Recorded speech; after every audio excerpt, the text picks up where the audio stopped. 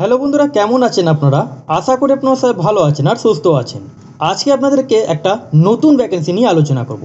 যে আপনারা নতুন ভ্যাকেন্সি এখানটা আপনাদের যেটা হলো West Bengal municipal service commission আন্ডারে একটা নতুন ভ্যাকেন্সি আপনাদের জারি হয়েছে। এই ভ্যাকেন্সিটা আপনারা এখানটা সবাই আবেদন করতে পারেন।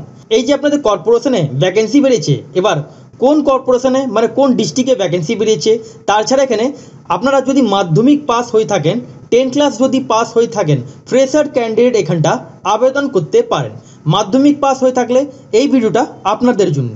আর এখানে আপনাদের যদি বয়স 40 বছর বয়স পর্যন্ত আপনারা এখানটা আবেদন করতে পারেন। এবার এই যে আপনাদের ভ্যাকেন্সি জারি হয়েছে, এটা কোন পোস্টে আপনাদের জারি হয়েছে, তাছাড়া এটা যে আপনাদেরকে আবেদন করতে হবে অনলাইন মাধ্যমে আপনাদেরকে অ্যাপ্লাইটা করতে হবে। এটা আপনাদেরকে অনলাইন মাধ্যমে আপনাদেরকে আবেদন করতে হবে। এই যে অনলাইনের মাধ্যমে যেটা আপনারা আবেদন করবেন তার লিঙ্কটা আপনারা ডিসক্রিপশন বক্সে আপনারা লিঙ্কটা পেয়ে যাবেন। ওখান থেকে আপনারা ডাইরেক্টলি আপনারা অনলাইনে আবেদন করতে পারেন। তাহলে যদি আপনারা ইন্টারেস্টেড হয়ে থাকেন তাহলে আপনারা ফুল ভিডিও আপনারা ওয়াচ করবেন, তাহলেই আপনারা এখানটা বুঝতে পারবেন।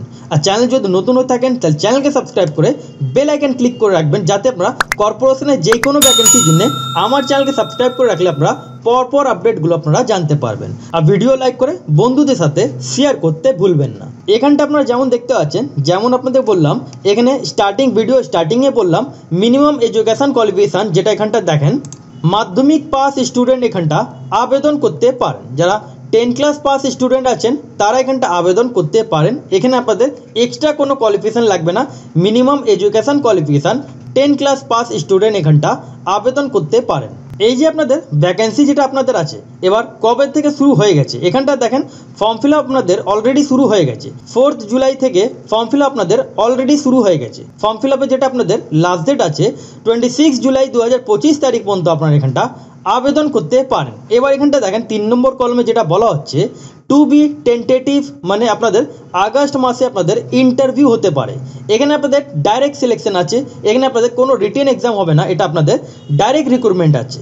এখানে আপনাদের ফর্মটা ফিল করতে হবে। এবার ফর্মটা ফিল করার পর এখানে যাদের যাদের নাম আসবে একটা মেরিট লিস্ট হবে, সেই মেরিট লিস্ট মধ্যে যাদের যাদের নাম আসবে তাদেরকে এখানে কল করা হবে ইন্টারভিউ জন্যে।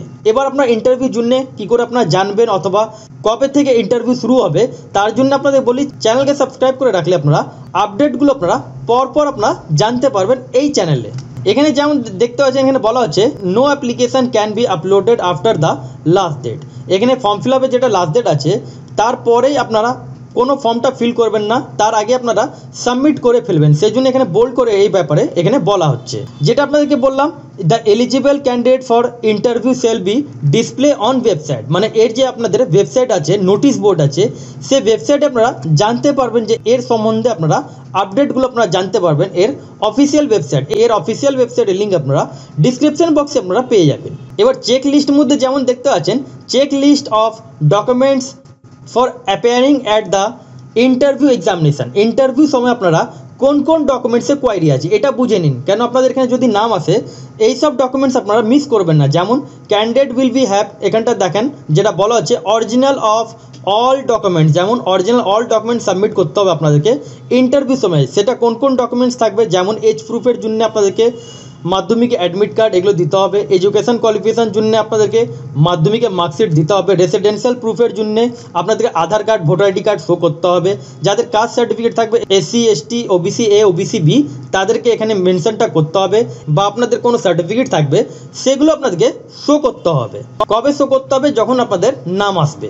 এবার এখানটা দেখেন যেমন আপনাদের বললাম এখানে এজ লিমিট যেটা আপনাদের লাগবে, এখানে এজ লিমিট এবার এখানটা বোঝার ব্যাপার আছে। এজ লিমিট এখানে আপনাদের 30 থেকে 40 বছর বয়স লাগবে। 30 থেকে 40 বয়স এখানে কাদের লাগবে, এখানটা দেখেন 30 থেকে 40 বছর বয়স ওদের লাগবে। যারা ক্যাটেগরি জেনারেল আছেন তাদের এখানে 30 থেকে 40 বছর বয়স লাগবে। এবার in case of SC ST OBC A OBC B candidate lower age আছে, যেমন এখানটা দেখেন যারা SC ST OBC A OBC B আছেন তাদের এখানে এজ লিমিট আছে 22 বছর থেকে নিয়ে 40 বছর বয়স পর্যন্ত এখানটা অ্যাপ্লাই করতে পারেন। যারা SC ST OBC A OBC B আছেন তাদের 22 থেকে 40, শুধুমাত্র ক্যাটেগরি জেনারেলদের 30 থেকে 40 বছর বয়স পর্যন্ত এখানটা আপনারা আবেদন করতে পারেন। এখানটা যেমন বলা হচ্ছে আপনাদের 3 নম্বর কলমে বার্থ সার্টিফিকেটের জন্য মাধ্যমিকে অ্যাডমিট কার্ড আপনারা শো করতে পারেন। যেমন এখানটা দেখেন আপনাদেরকে পাস সার্টিফিকেট আপনারা এখানটা দিতে পারেন নিজের এজ প্রুফের জন্য। এবার এজ লিমিট যেটা আপনাদেরকে কাউন্টিং করতে হবে 1/1/2025 থেকে ডেট অফ বার্থ ক্যালকুলেট করে আপনাদেরকে ম্যাক্সিমাম যেটা এজ লিমিট 40 বছর বয়স পর্যন্ত এখানটা আপনারা আবেদন করতে পারেন। এখানে 10 ক্লাস পাস স্টুডেন্ট এখানটা আবেদন করতে পারেন। এবার এখানে আপনাদের পোস্টে কী নাম আছে, কাদের জন্য এই ভ্যাকেন্সিটা জারি হয়েছে, কোন ডিস্ট্রিক্ট থেকে জারি হয়েছে, কোন কর্পোরেশনে ভ্যাকেন্সি আছে সেটা আপনাদেরকে জানাচ্ছি। এটা আপনাদের জারি যেটা হয়েছে আসানসোল মিউনিসিপ্যাল কর্পোরেশন, এখান থেকে আপনাদের এই ভ্যাকেন্সিটা আপনাদের মানে আসানসোল মিউনিসিপ্যাল কর্পোরেশন থেকে এই ভ্যাকেন্সিটা জারি হয়েছে। এবার এখানে পোস্টে যেটা আপনাদের নাম আছে অনারি হেলথ ওয়ার্কার, আপনাদের এখানে পোস্টে আপনাদের এখানে নাম আছে। এবার application are invited from the eligible women candidate, যারা ফিমেল ক্যান্ডিডেট আছেন তাদের জন্য এই ভ্যাকেন্সিটা কর্পোরেশন থেকে জারি হয়েছে। এবার সে ফিমেল মধ্যে কাদের জন্য, যারা ম্যারিড ক্যান্ডিডেট, যারা ডিভোর্সি, যারা উইডো, তাদের জন্য এই ভ্যাকেন্সিটা জারি হয়েছে, যেটা অনারি হেলথ ওয়ার্কার পোস্টে আপনাদের এখানে নাম আছে। এখানে টোটাল অফ ভ্যাকেন্সি যেটা বলা হচ্ছে 30খানা টোটাল অফ ভ্যাকেন্সি আছে, যেটা আসানসোল জোন আছে ওখান থেকে এই ভ্যাকেন্সিটা আপনাদের জারি হয়েছে। এবার এখানটা দেখেন এর যে ওয়েবসাইটের লিঙ্ক, এই ওয়েবসাইটে আপনাদেরকে ক্লিক করতে হবে। এটা যে আপনারা দেখতে পাচ্ছেন এই ওয়েবসাইটে আপনাদেরকে যেতে হবে। এই ওয়েবসাইটে আপনারা যাওয়ার পর এখানটা আপনারা চলে আসবেন। এখানটা আসার পর প্রথমে আপনাদেরকে রেজিস্ট্রেশন করতে হবে। আবেদন করার জন্য, অ্যাপ্লাই করার জন্য 1 পয়সাও আপনাদেরকে দিতে হবে না, ফ্রি অফ কস্ট আপনারা এখানটা অ্যাপ্লাই করতে পারেন। প্রথমে কি করতে হবে, ফার্স্ট নেম ফিল করতে হবে, মিডল নেম ফিল করতে হবে, লাস্ট নেম ফিল করতে হবে। এবার ফার্স্ট, মিডল এগুলো লাস্ট নেম ফিল করবেন। মোবাইল নাম্বার আপনারা এখানটা দিয়ে দেবেন, ইমেল আইডি আপনারা এখানটা দিয়ে দেবেন। তারপরে এখানটা রেজিস্ট্রেশন উপরে আপনাদেরকে ক্লিকটা করতে হবে।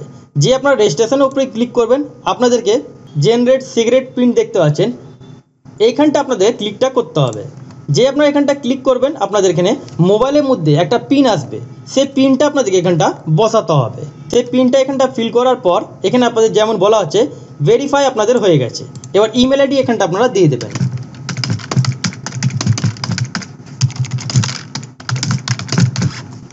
যে আপনারা এখানে ইমেল আইডি ফিল করবেন, তারপরে রেজিস্ট্রেশন উপরে আপনাদেরকে ক্লিকটা করতে হবে।